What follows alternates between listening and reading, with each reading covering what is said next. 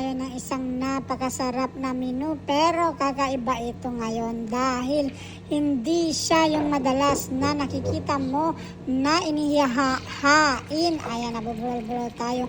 Hindi siya madalas na lutuin na ganito.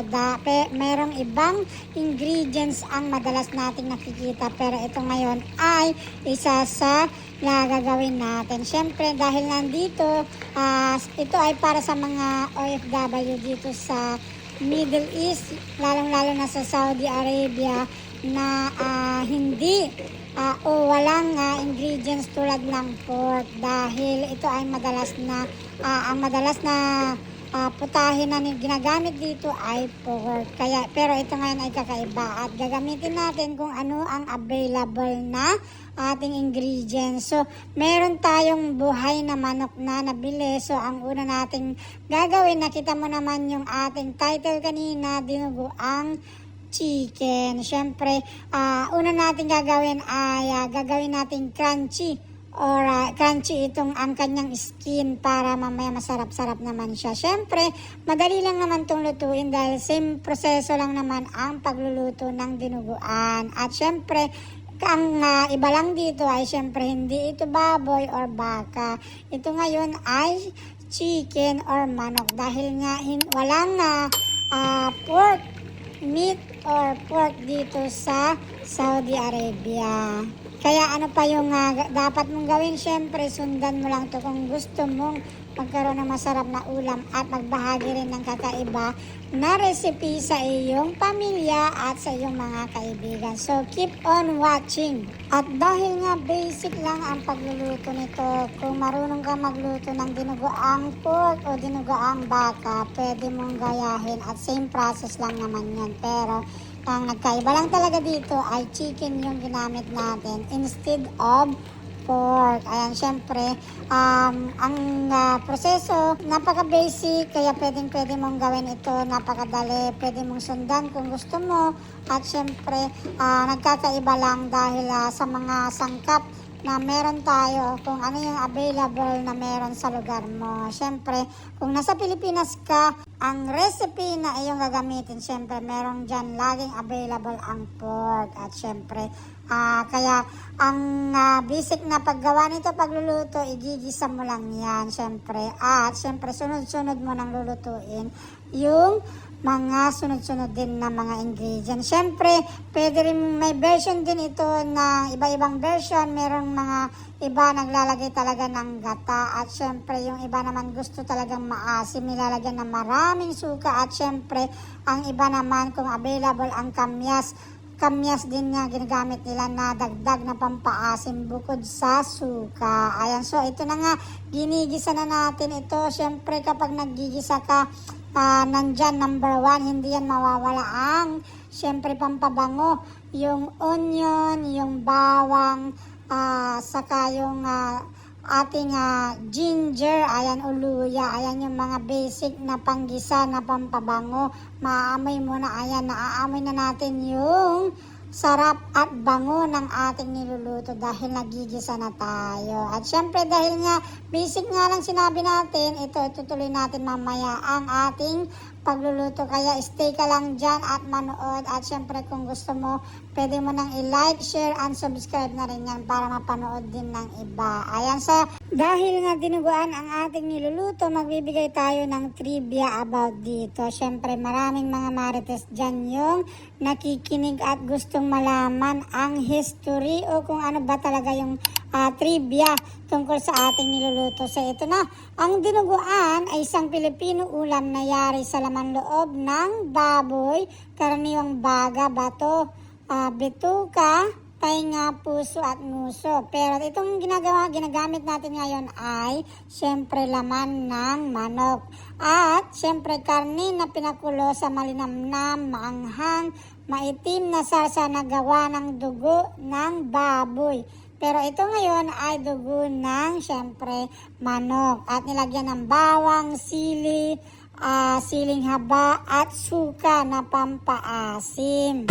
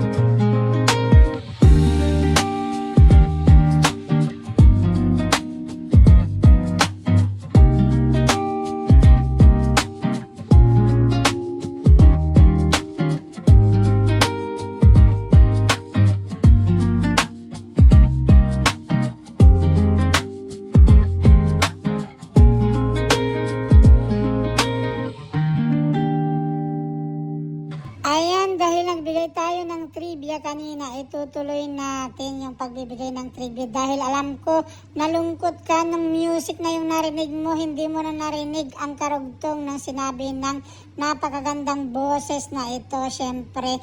Pero dahil nga marites ka at ayaw kong malungkot ka, ayan, dahil alam ko, bibigyan kita ng isa pang trivia or isa o dalawa, syempre, para hindi ka na malungkot. Ito na yung isang trivia natin.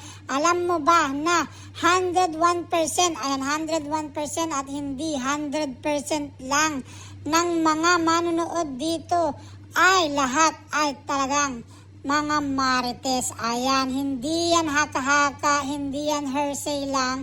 Ito ay katotohanan. Makikita mo sila, 101%. Yan talaga, sila ay mga leader ng mga marites. Ayan, syempre, isa yan sa trivia at katotohanan na nakikita mo dito. Ayan, ayan ang ebidensya, nakikita mo sila dyan, nagmamarites sa baba. At syempre, kapag sinabi mong marites, ito na, hindi yan nawawala. Babanggitin natin 101% pa rin. Ito, yung mga nangungunang marites. Sila ang laging binibigyan ng award. Marites of the Year, Marites of the Month, Marites of the Day, Marites of the Week, Marites of the Time. Ayan, wala yan, pinagkaiba sila talaga. Siyempre, nangunguna yan si Ate Josepina Adame 18. Ayan, yung senior leader. Ayan, siyempre, siya yung laging nangunguna na marites. At hindi yan na makaikaila. Ayan, nabubulol tayo, hindi yan maikakaila na siya ay number 1 marites dahil kitang-kita mo palang sa itsura niya, sa kanyang pananalita, at syempre sa lahat ng kanyang mga ginagawa sa buhay. Alam na alam mo number 1 na marites. Syempre, kung meron number 1 na marites sa lugar ng Lancaster, yan si Ate Josepina Adame 18. At syempre, kung meron number 1 dyan, meron din laging number 1 din sa Hong Kong. Pero sila naman napakadaming mga marites. Unang-una yan, syempre, pinangungunahan yan ng mga marites na lasinggera. Ayan, mga napaka-marites. Hindi mo makaikaila pag nagkita-kita yan. Buong universe naririnig sila na nagkukwentuhan. Syempre, nangunguna yan si Perky F, ang Disney princess ng Hong Kong, super marites, legit na legit, number 1. At syempre, kasama niya si Ate Mabuhay 0808 Vlog. Syempre, super marites din yan. Diyan na siya tumanda dahil super marites yan talaga siya. At syempre, inalok din nila at naging kasama na nila ang dalawang super marites din. Dati-dati hindi yan magkakilala. Si Ate Leti Pio Channel, a super number 1 marites. Sa itsura pa lang niya, alam na alam mo, amiga nila mga marites. At syempre, kasama yan si Chinchin Bersola na super marites. Lahat ng gala, alam mo na marites lang ang ginagawa. Kasama niya si Leti Pio Channel. At syempre, sino pa ba yung mga marites na iba dyan? At syempre, pabangitin natin yan. Si Little Flap na mabait, kabaliktaran lagi ng kanyang asawa. Yan ang ating sinasabi lagi dahil legit na legit. At syempre, sino pa? Si Sunny Anya TV na marites. Kasama niya ang kanyang amiga na si Ate Floresa Gerson Marimar. May blue na bra, 50 peto, Gika. Syempre, kasama niya rin si Farmer CQ TV at si Lotlot De Leon, si Norban Sramat at si Ate Detrios TV. Siyempre, sino pa? Nandyan din si Cap Banidosa Marie, si Viva Mascarado, si Rodis Adventures, si Eric Ristori at siyempre ang marites na si Rain and Shine Mix TV. Kasama niya si Madam Keeping Up with the GBs. Siyempre, ang laging naggagala si Manong Chito TV at si Jolia Lacuachera. Nagapasa ng alkak dahil nililibot nila ang buong Manila at buong Luzon. At siyempre, buong Pilipinas. Maipakita lang sa'yo na marites sila. Siyempre, kasama si Jomicel na nagluluto. Aba, ibang putahe naman ang makikita mo. Siyempre, yung ating mga kaibigan sa outside world, mga artistahin, si Ate Lailani Dilima, si Rami Vlog, si Katja Santos, Life in Lebanon, si Ate Lori Contemplacion at si Bro Tony Gonzaga. At syempre, si Pare Koy Official TV. At syempre, yung mga marites na aking ninang si Ellen Kiss Vlogs, kasama niya si Kaskaserang Mami, at syempre si Ate Lolay, Laila Omar Vlog, kasama nila si Coach Nonoy Carpena na kahit di mo nakikita, alam na alam mo na Marites yan. At dahil tapos na tayo, sana may natutunan ka sa ating pagluluto at trivia, kasi ako, isa lang natutunan ko, napakahirap pala at nakakapagod isang magyaw-yaw. Ayan, syempre dahil tapos na tayo, don't forget to like, share, and subscribe, at pabonus mo na rin ang notification bell. Kahit na hiningal ako, ayan, syempre na ibahagi ko ang napakagandang pagluluto at trivia para sa'yo. So, maraming salamat, hanggang sa muli. Mama Chup Chup, ciao ciao, bye bye.